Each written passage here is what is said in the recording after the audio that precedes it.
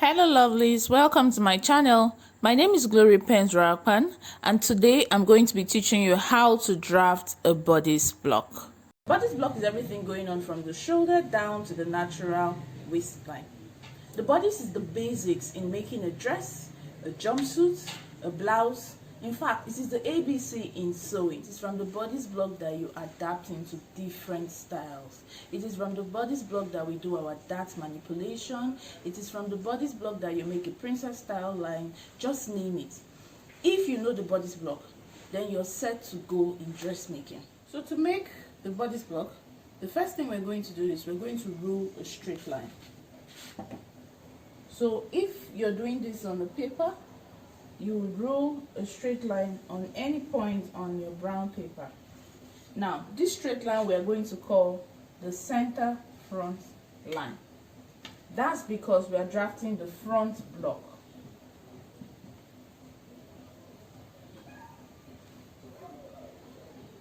The center front line is placed on fold. So this is the placed on fold sign. Why are we placing this on fold? We are making a quarter. We're drafting a quarter of the front of the bodice. What do I mean? A quarter is 4.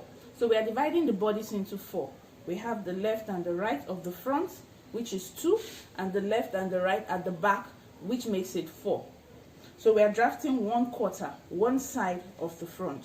So in drafting one side of the front, to have the full front of your blouse, like I have on now, you would need to place on fold. Okay. So this center front line, let's say you divide your front bodice into 2. Like you run a line through your body, dividing the front into 2. That is what this center front line represents. It's dividing the front bodice equally into 2. The human body is bilateral. What this means is that what you have on the left side of your body is supposedly the same thing, the same size, the same length as what you have on the right side of your body. Even though people have noticed some little differences, you hear some people say my left bust is slightly bigger than my right bust, or you hear some people say my left hand is slightly bigger than my right hand, but it is assumed that they are exactly the same thing. So we are going to be drafting one side, one half of the front bodice, or 1 quarter of the entire bodice. Having explained this, back to drafting. So we're going to pick any point on our line, mostly at the top of the line, of course, and we'll call that point, we'll mark that point 0. Now, why I'm marking that point 0 is because I'm going to place my measuring tape 0 on that line, or at that point, and then on the center front line, I'm going to mark my front bodice length. Assuming my front bodice length is 16 inches, I'll mark 16 inches downwards. So we have 0 here, and we have 16 inches here. Now, using a ruler, we're going to rule a straight horizontal line at 0, and we're going to rule a straight horizontal line at 16.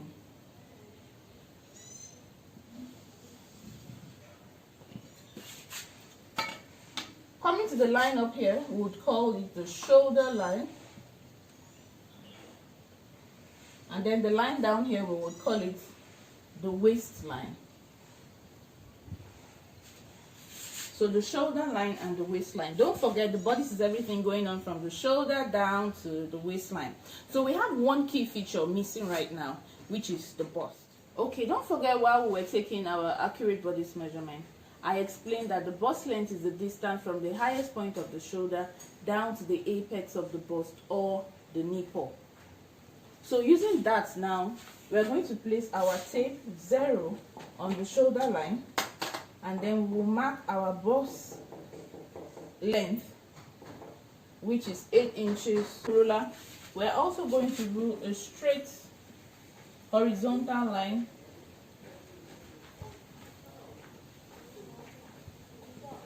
and we'll call that line the bust line. Great. So now we have all the major features of the bodice, which is the shoulder at the shoulder line, the bust at the bust line, and the waist at the waistline. These three features make the bodice block. All right. So now we are going to start imputing the size into this. So coming to the shoulder line, you're going to divide your shoulder width measurement into 2. So assuming my shoulder width measurement is 16, I'm going to divide 16 into 2, which is 8 inches. So placing your tape once again at 0, you're going to mark 8 inches on the shoulder line.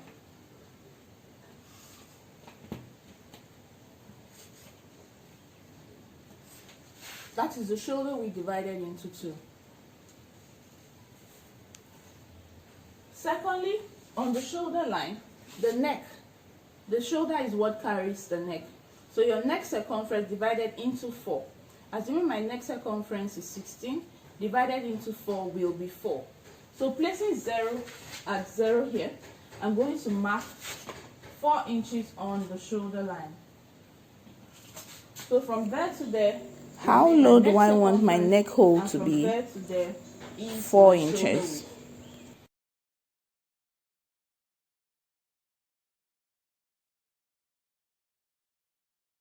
So placing 0 on the center front line, I'm going to mark 4 inches.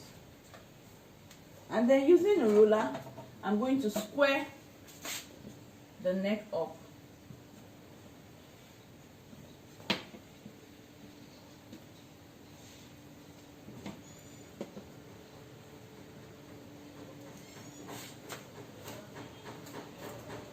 So I've squared this up in preparation to make the neck hole. Now, if you have a French curve, if not, it's not a disadvantage. You can use a hand to make the curve. I'll make the curve of the neck. Just like that. The human shoulder is not a straight line, like you can see. We have a straight line here representing the shoulder line. The human shoulder is not straight. It slopes downwards. Now, using the difference in the two measurements of the arm side depth we took. Remember when we took the arm side depth measurement, we measured from the highest point of the shoulder down to the armpit, and from the lowest point of the shoulder down to the armpit. You'll find the difference between those two measurements. Most times it's between 1 inch to 1.5 inches. So let's assume what I'm working with here is 1 inch. So using your measuring tape, right where you mark your shoulder width measurement, you will mark 1 inch downwards. And then using the ruler, you're going to slope the shoulder by connecting the neck down to that mark. So we've sloped the shoulders now. So next we're going to do is we're going to make the armhole. To make the armhole, you need the arm side depth measurements. Once again, remember we took two measurements for the arm side depth. We took a measurement from the highest point of the shoulder down to the armpit, and from the tip of the shoulder here down to the armpit. So we're going to use the measurements we took from the tip of the shoulder down to the armpit, and then we'll mark it downwards. Assuming it's 6 inches, you'll mark 6 inches downwards. And then using a ruler, you connect the points from the shoulders down to the arm side depth, and then you extend it out in an L form to make the armhole. Next thing, we're going to make the curve of the armhole. To make the curve of the armhole, find the mid of the arm side depth. Mid meaning half. So my arm side depth was 6 inches. Half of 6 inches is 3 inches. So placing my tape on the line, I would mark 3 inches right there. Now, from the 3 inches mark, I'm going to mark 1 inch inwards into the body. So that's a 1 inch mark from the arm side depth measurements there. Using your hands, or if you have a French curve, make use of it.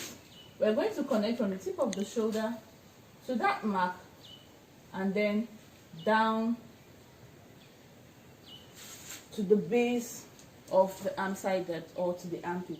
So now we have our neck hole in place, we have slanted our shoulders, and we have our armhole in place. At this point, if you do not understand what I've done so far, please stop. Go to the beginning of this video and see what we've done here, because from henceforth we are going down to the bust line and the waistline, and then we'll impute the darts. Okay, so let's proceed. Now coming to the bust line, you're going to divide your bust circumference measurement into 4. So let's assume your bust circumference was 40 inches or is 40 inches. 40 divided into 4 is 10 inches. So once again, carry your tape, place 0 at the center front line, and mark 10 inches on the bust line.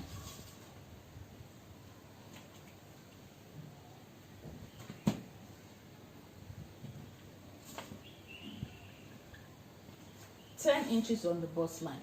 You'll come to the waistline and you'll do exactly what you did there. You're going to mark 10 inches also on the waistline. So this is 10 inches and this is 10 inches, which is a quarter of your bust circumference, or dividing your bust circumference into 4. Using a ruler, you connect those points. Since they're exactly the same thing, connecting them would form a straight line, and you make sure this straight line gets all the way up to the arm side depth or the armpit. Now, at this point, this is wearable, very wearable, but the only difference between this and an actual bodice block is that you have not imputed a dart here, which means there will be no fittings if you sew this and wear it. So to give fittings to your garment, that's where a dart comes in. So how do we impute our darts? There are going to be 2 darts on this bodice block. We're going to have a side dart, and we're also going to have a waist dart. Okay, so let's begin with the side dart. What's the calculation to making a side dart? To make a side dart, you find the difference between your front bodice length and your back bodice length. So if your front bodice length is 16 and your back bodice length is 15, 16 minus 15 is 1. So your side dart would be 1 inch. Okay, so coming back to the bust line, this is the bust line here. You take your tape to the bust line and mark 1 inch on the side. Don't forget, this is our center front and this is the side, right? So we marked 1 inch downwards from the bust line. Let me take that again. I placed my tape 0 inches on the bust line and marked 1 inch downwards. Having done this, we are going to mark our bust distance. Don't forget, when I taught you accurate bodice measurement, I said the bust distance is the distance from one nipple to the other nipple. Some people call it bust span. So if my bust distance was, say, 7 inches, half of 7 inches is 3.5 inch. So you come to your bust line, placing 0 at the center front line, you mark 3.5 inch on the bust line. So this exactly is where your nipple is on your bodice block. So using your ruler, you connect from the nipple down to the 1 inch mark on the side, and then we would have our side darts in place. Okay, so now we have our side darts in place. Next, we're going to make the waist dart. So once again, on the waistline, you're going to impute your bust distance after dividing into 2, just like we did on the bust line. So remember, we assumed that our bust distance was 7 inches. 7 inches divided by 2 is 3.5 inches. So we marked 3.5 inches here. Placing the tape 0 on the center front line, we mark 3.5 inches on the bust line. We'll repeat the same thing on the waistline. Placing our tape 0 on the center front line, we're going to mark 3.5 inches on the waistline. So there, 3.5 inches on the waistline. And then using the ruler, you're going to connect the points from the nipple down to the waistline. Remember, this is the nipple. Down to the waistline, we have a straight line. Okay. So, remember we took the waist circumference measurement. To get your waist dart, you're going to find the difference between the bust circumference, your bust circumference minus your waist circumference, then divide by 4. Remember that we assumed our bust circumference here was 40 inches and our waist circumference 30 inches. And then we'll divide this by 4. So 40 minus 30 is 10 divided by 4. So 10 divided by 4 would give us 2.5 inches. So 2.5 inches is our dart excess that would be taken out of the waist dart. So how do we do this? First, we are going to subtract 0.5 from 2.5 inch and we're left with 2 inches. Now, this 0.5, we'll mark it on the side. And then using our ruler, we will slant the side. Why are we slanting the side? The human side is not straight. The human side slants. From the bust down to your waistline, slants in. So we're taking out 0.5 from this 2.5 to slant the side, and we are left with 2 inches. Now, we'll take the 2 inches and share it evenly such that this bust distance line will be the mid of the line. So what I simply did once again is I shared 2 inches evenly such that the distance from here to here is 1 inch and the distance from here to here is 1 inch. And when you sum this all up, it gives you 2 inches. And then using your ruler, you connect from those points to the nipple.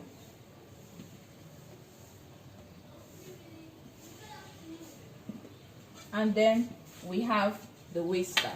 I have to explain that this dart calculation is key in getting a proper fit in making the bodice block or getting a proper fitted bodice block, right? You can't assume or guess darts. You cannot copy your friend's darts. You cannot copy my darts, the assumed darts that we did here, because it won't fit. Different body types, different body measurements with different dart excesses. So just follow the calculation like I did. Once again, to get the side dart, we found the difference between the front bodice length and the back bodice length. That was all. Our front bodice length was 16 inches. Our back bodice length was 15 inches. So the difference between 16 and 15 is 1 inch. So there we have it, 1 inch on the side dart. And then coming to the waist dart, the calculation we did was we found the difference between the bust circumference and the waist circumference.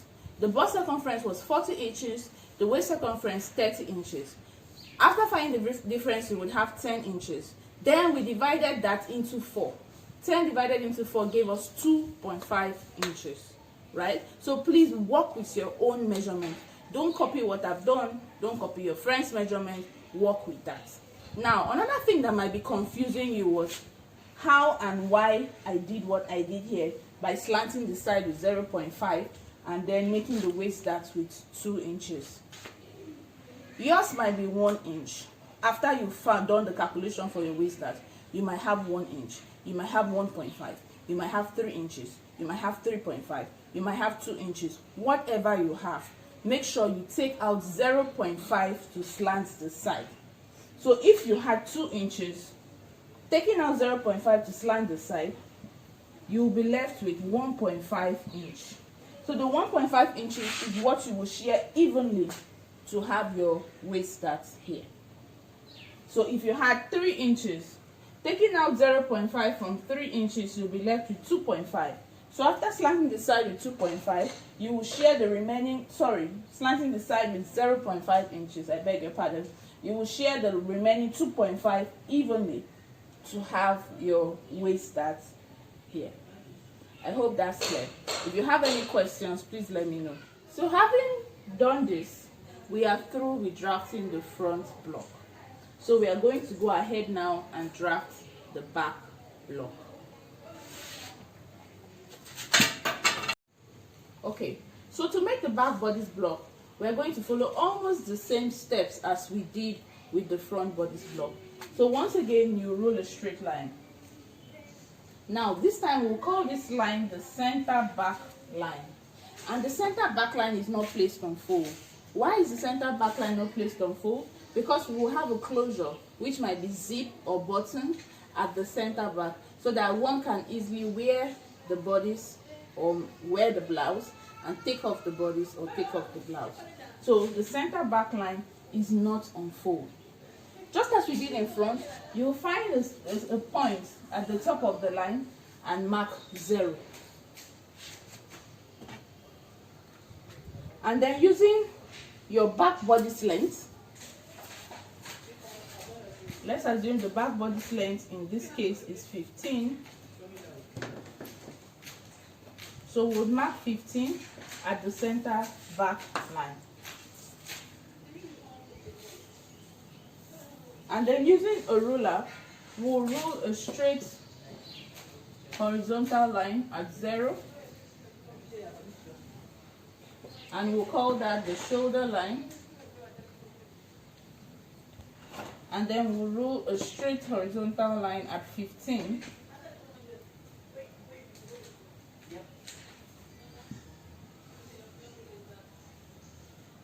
And we'll call that the waistline.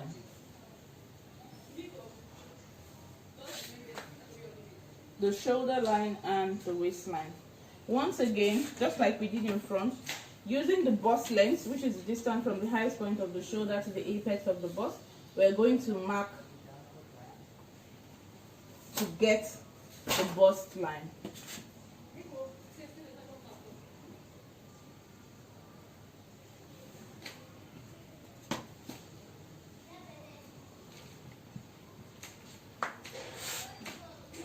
Just like we did in front, we would come to the shoulder line and mark the shoulder width after dividing into 2. So let's assume my shoulder width is 16, divided into 2 would be 8 inches. And also we will mark the neck circumference. Let's assume my neck circumference was 16, divided into 4 would give me 4 inches. So I have 4 inches there and 8 inches there. Using 1 inch, I'm going to make my neck hole. Marking 1 inch downwards, I'm going to make my neck hole. But first of all, I will square up the neck before making the curve of the neck. So to make the curve of the neck, like I said, you can use a French curve. But if you don't have one, no problem. Use your hands. So you make a nice curve that looks like that. Now, if you've observed, the difference between the front neck hole and the back neck hole is that the front is lowered. We lowered the front neck hole by 4 inches, while the back is higher. We lowered the back neck hole by 1 inch. Why did we do this? If you notice, you have your windpipe and your esophagus running through the front of your neck. So you need to give enough room so you don't choke yourself. But at the back, we don't have such delicate body parts. So 1 inch is just right. Alright, so once again, we're going to slope our shoulders by 1 inch, just like we did in front, because once again, the human shoulder is not a straight line. The human shoulder slopes downwards. I had explained how we came about the 1 inch while we drafted the front bodice. So we're going to connect from the neck down to that 1 inch mark. So the shoulders have been sloped. Now, using your arm side depth, we're going to mark from the shoulder downwards.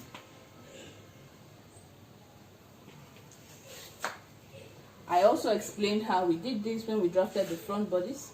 We took 2 measurements when we were measuring the arm side depth. One from the highest point of the shoulder and the other from the tip or the lowest point of the shoulder down to the armpit.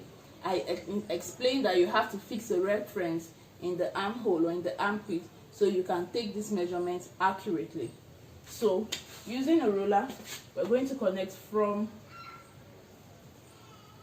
the tip of the shoulder down to the arm side depth, and we're going to square it out in an L shape, just like you can see. We're going to find the mid of the arm side depth, which is half of the arm side depth. So my arm side depth here is 6 inches, half of it is 3 inches. And then we're going to come to that 3 inches mark and mark inwards 0.5 inch. So this is another difference between the front and the back. In the front, we marked 1 inch inward, but here at the back, we've marked 0.5 inwards. And then using your French curve or using your hand, you connect the point from the tip of the shoulder to the 0.5 inch mark down to the arm side depth, or the base of the arm side depth. So coming to the bust line, once again we'll divide the bust circumference into 4. Assuming our bust circumference is 40, 40 divided into 4 would give us 10 inches. So coming to the bust line, we're going to mark 10 inches. By placing 0 at the center back line, we'll mark 10 inches on the bust line. We are going to repeat the same thing on the waistline by marking 10 inches from the center back line, such that when we connect using a ruler, we would have a straight line, and we'll connect this straight line all the way up to the base of the arm side depth. Like I said when we drafted the front bodice block, there is no fittings to this garment at this point. We need to impute our darts to have fittings to the garment. Another difference between the front bodice and the back bodice is that we had 2 darts on the front bodice, which was the side dart and the waist dart. There's not going to be a side dart at the back because we don't have a bust. There's no breast at the back of the body, so there will be no side darts. We are only going to have a waist dart, right? So the same calculation we use to have a waist dart in the front bodice block is the same calculation we are going to use, which was the bust circumference minus the waist circumference divided into 4. So my bust circumference was 40, my waist circumference 30, divided into 4 would give us 2.5 inches. Now, note another difference between the front and the back bodice. For the back bodice, we are going to slant the sides with 0.5 inches out of the 2.5, and then connect from the bust line down to slant the side. So we had 2.5. I have used 0.5 to slant this side, so I am left with 2 inches. Now, the human back is not a straight, it's not a straight line like what I have on the board, right? The human back is, the vertebrae is S-shaped. So it goes in a curve to the waistline and then curves back out at the butt, forming some sort of S shape. So that means we are going to slant the center back as well. So we'll take out another 0.5 from the 2 inches we have left here to slant the side. So placing your tape at the center back line, mark 0.5 inwards, and then connect from the bust line down to the 0.5 mark, and you have slanted the center back.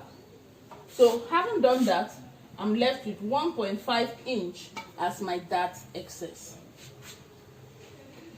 So using the bust distance, which is the bust spans, the distance from one nipple to the other, you divide it into 2, and you would have, assuming the measurement I'm using is 6 inches, the bust distance is 6 inches, divided into 2 would be 3 inches.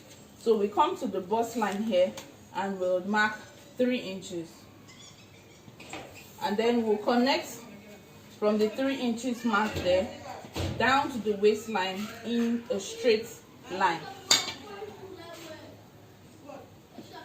We're left with 1.5 inch here as our dart excess, so we'll share 1.5 inch evenly.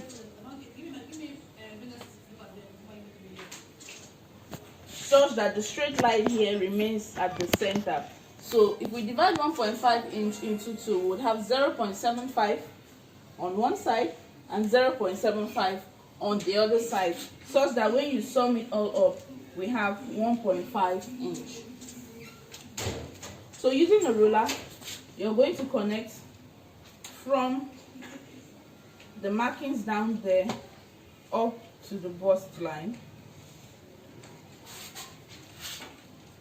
So another difference I want you to note between the front bodice and the back bodice is that unlike the front bodice where the dart actually ends at the apex of the bust or the nipple, on the back bodice block, the dart is 1 inch higher than the bust line.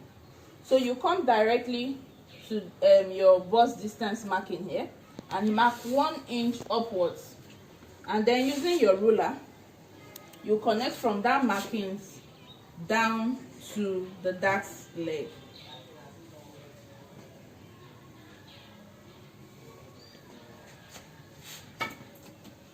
So that's one difference between the front bodice and the back bodice. The waist dart is higher than the bust line by 1 inch. If you've done this, then you're done with drafting the back bodice. So once again, note the difference between the front bodice and the back bodice. The front bodice has a side dart and a waist dart, but the back bodice doesn't have a side dart. The back bodice only has a waist dart.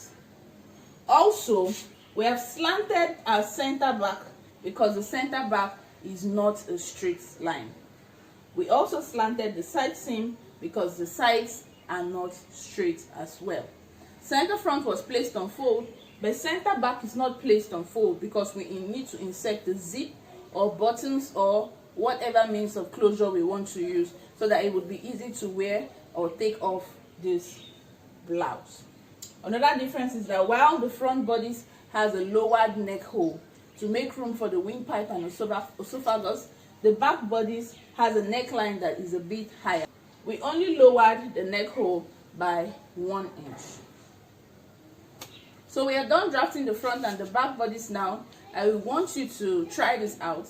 Make your own front bodice, make your back bodice. Remember to not guess or forge or assume your darts. Make sure you use the formula I've given you to calculate your own dart, and let's see what it looks like.